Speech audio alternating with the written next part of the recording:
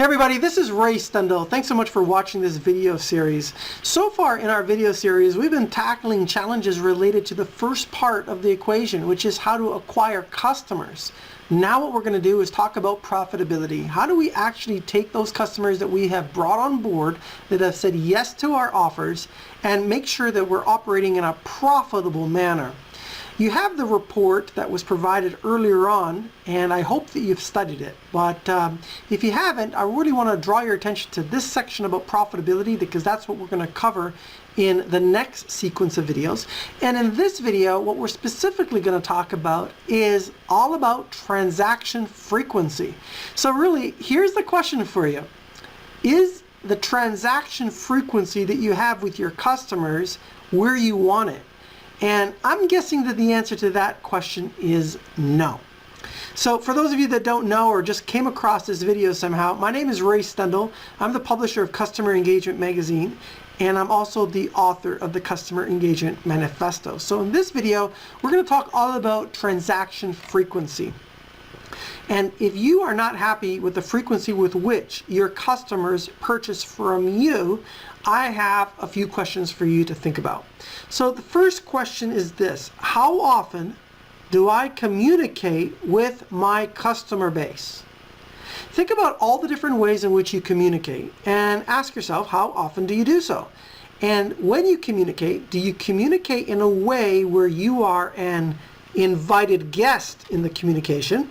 Or are you just a rotten pest looking for more money to be spent by your customers for your offering?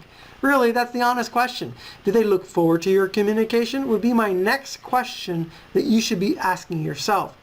So along this idea of being an invited guest, you should ask yourself this question: what kind of relevant content do you provide on a regular basis so that you are top of mind and that your customers are excited to engage with you?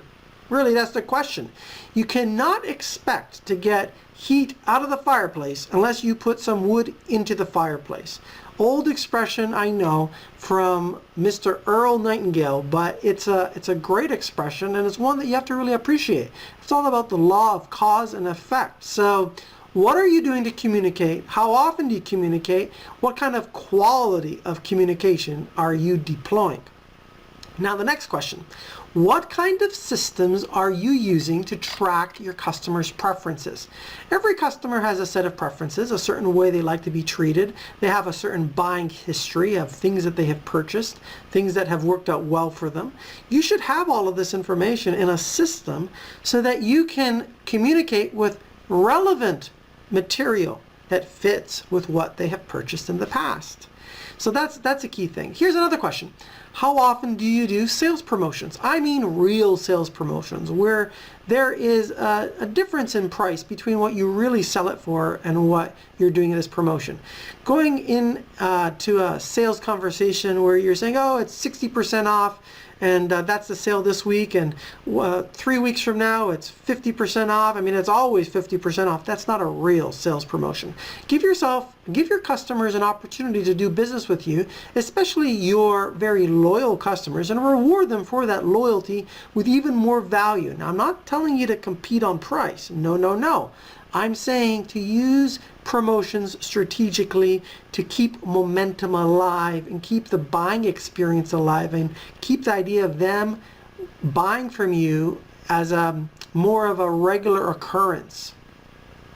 So the next question you might want to ask yourself is, how do my offers support each other? In other words, as you stack your offers, are they complementary?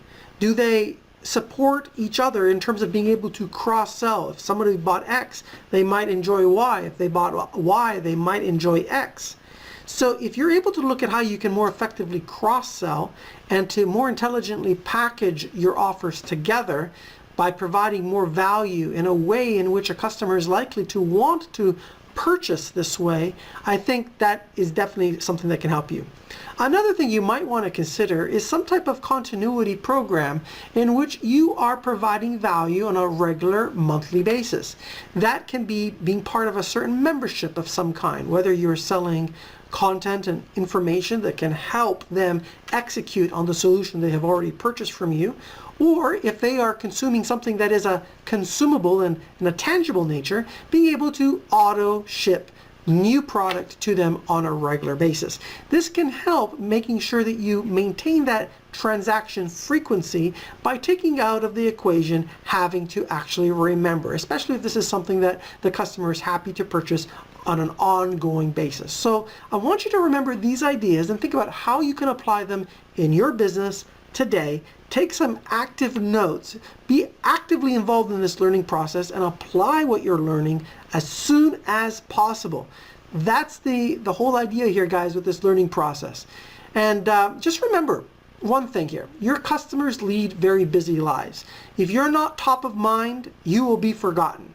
And you have to constantly stay top of mind and be relevant. Not just top of mind, but be relevant in being top of mind. And that's going to help you increase your transaction frequency. So I hope this helped. This is Ray Stendhal, and I look forward to seeing you in our next training session. Thanks so much.